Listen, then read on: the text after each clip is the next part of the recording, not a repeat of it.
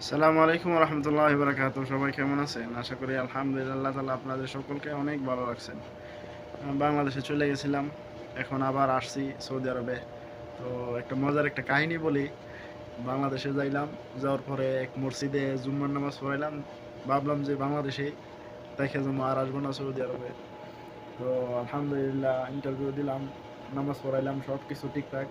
তো কোন জায়গায় মসজিদ সেইটা বলবো না, বলতেছি যেটা আসলে সেইটা বলি। যে ইন্টারভিউ দেওয়া শেষ, নামাজ টামাজ পড়াইলাম, সব কিছু শেষ। তারপর দেখলাম যে কিছু লোক, অর্থাৎ মসজিদের কমিটি সবাই গোল একটা মিটিং লয়ে বসলো যে ঠিক আছে আমরা এই হুজুরে রাখবো। তো আমার ডাক দিল। ডাক দেওয়ার পরে বললো যে হুজুর আপনি আজান দিবেন, নামাজ পড়াইবেন এবং জুম্মা পড়াইবেন আর মক্তব পড়াইবেন। আর মসজিদ থেকে অন্য কোথাও যাওয়া যাইব না, শুধু মসজিদে থাকতে হবে। আমি বললাম ঠিক আছে আলহামদুলিল্লাহ, আমার আর কাজ কি? আজান দিব, নামাজ পড়াইবো, মক্তব পড়াইবো, জুম্মা পড়াইবো, সমস্যা নাই এগুলি। তো আমার বললো যে কিয়াম টিয়াম জানেন কি না? তো আমি বললাম যে না, আমি তো কিয়াম টিয়াম তেমন একটা জানি না। তো ইনশাল্লাহ কিয়াম সারা বাকি যে শর্তগুলি দিয়েছেন এগুলি আমি সুন্দর করে আদায় করবো। তো বললো ঠিক আছে সমস্যা নাই, ক্যাম্প করা লাগবে না, তো আপনি থাকবেন। তো আমি বললাম ঠিক আছে আলহামদুলিল্লাহ থাকবো, কোনো সমস্যা নাই। তো হাদিয়া কত দিবেন, কি আসে বিষয়? তো উনি বললো, ওনারা বললো যে নামাজ পড়াইবেন এই জন্য হাদিয়া কিসের? তো আমি বললাম ঠিক আছে, নামাজ পড়াইলাম ফ্রি, মক্তব পড়াইলাম ফ্রি, সব বললাম ফ্রি, কিন্তু আমি যে সময়টা দিমু, শ্রমটা দিমু, এখানে সময়টার বিনিময়ে তো কিছু টাকা হাদিয়া দিবেন। তো বললো ঠিক আছে দেব। তো বললাম ঠিক আছে কত দিবেন? বলে যে 5,000 টাকা দিবে।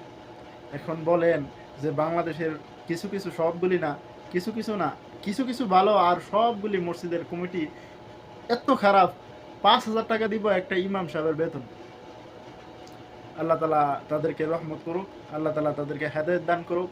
তো এই দুঃখে আর পারলাম না বাংলাদেশে থাকতে, আবার চলে আসলাম। তো সবাই দোয়া করেন। আর ইমামরা যারা, যাদের মসজিদে ইমাম আছে, যারা এই ভিডিওটা দেখতেছেন, অবশ্যই আপনারা ইমামদের পাশে দাঁড়ান। কারণ বাংলাদেশে একজন ইমাম, একজন আলেমের চলা খুব কঠিন, খুব কঠিন। এই জন্য ভাই, যারাই দেখতেছেন, দুই হাত ধরে বলি, দুই পাও ধরে বলি, আপনারা আপনাদের মসজিদের ইমামগুলির বেতন বাড়ান। আর নয়তো তারা আল্লাহ পাক জানে কিভাবে যে চালাইতেছে।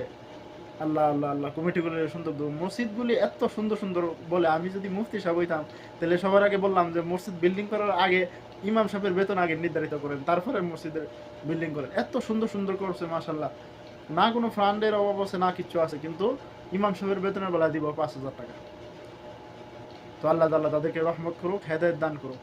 আসসালামু আলাইকুম ওয়া রাহমাতুল্লাহি ওয়া বারাকাতুহু।